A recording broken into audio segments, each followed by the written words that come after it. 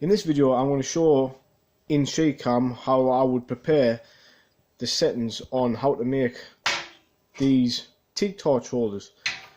That's my one, that one there. This one's for a friend Double Boost, and this one's for a friend of Instagram. That's his Instagram name there, J3 Wellfab.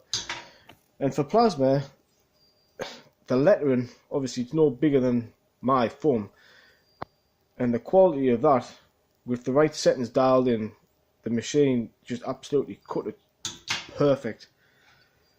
3mm. Obviously if you don't have the right settings, it's not going to produce the results what I've managed to be able to get on my machine. So I'm going to put it on sheetcam and I'm going to show how I would do this next one. So now this is the drawing, what I've drawn up for someone who wants it like this, just basically with TIG on and like a little hole cut out there.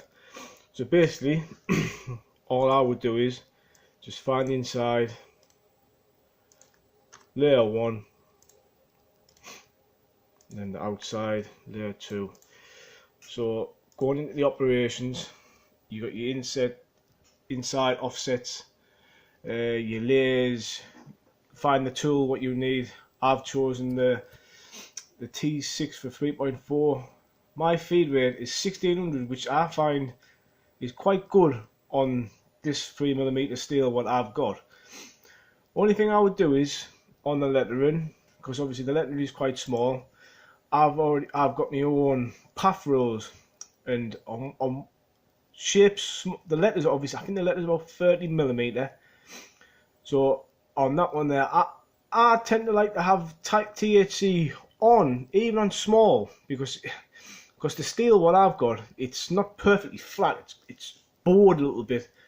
So if I didn't have THC on, there could be a chance that it could collide. It may not, but with the right tolerance and the nominal value in, it produces just as good. So I've got on small shapes under 40mm. I've set the feed to 60% with the TH on, and then after THC on after. And also on small lettering, I've made my own rule there. On leading, set feed to 65% out, and then the THC back on after 2mm. I have my leading at 2mm.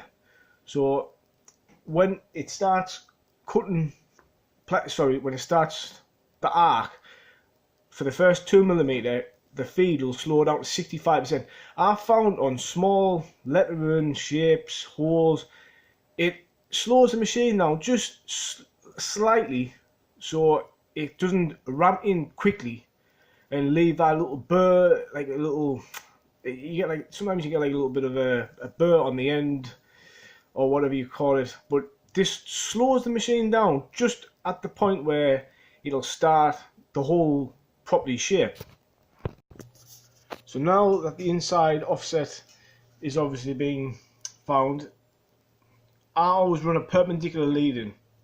I just tend to find that it works perfect for me for some reason. Sometimes arc does, but I find perpendicular works absolutely spot on for me. I've got a 1mm lead out. Obviously it goes straight to the default settings in sheetcam, so it would start that one, then it'll go to that one, then that one, then that one. But I tend to play around with them a little bit. So it's starting the lead in there. I always tend to find having the lead in a small corner, even like that there, in the corner there, I don't know why, it seems to produce a much better cut, start cut and end cut.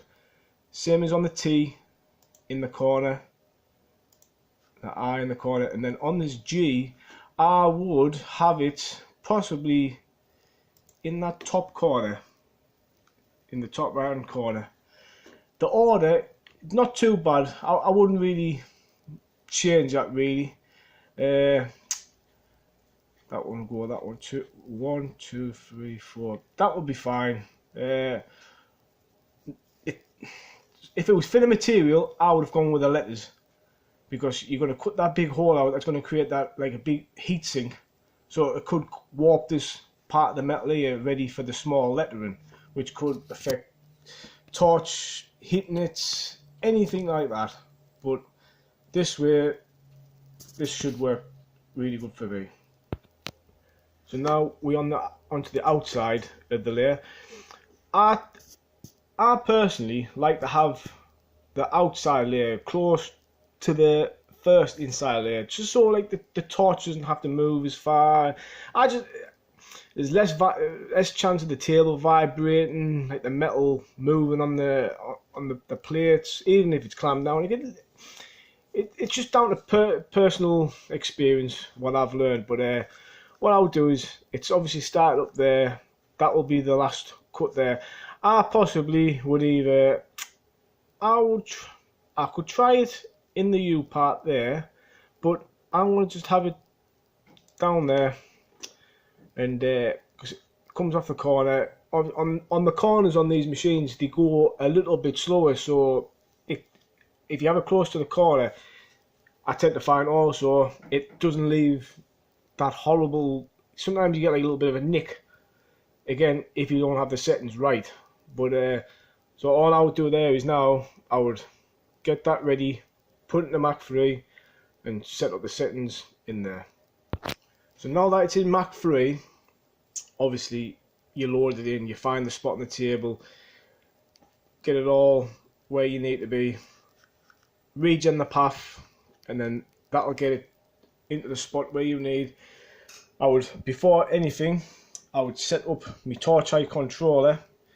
I tend to find 93 works on this steel. Different steel, it differs. I've had some over 3mm steel, and I think it needed like 96, some's 90, but on this type of metal steel I've got, 93 works just as good. The tolerance 1.4, I tend to find that's a good one for 3mm.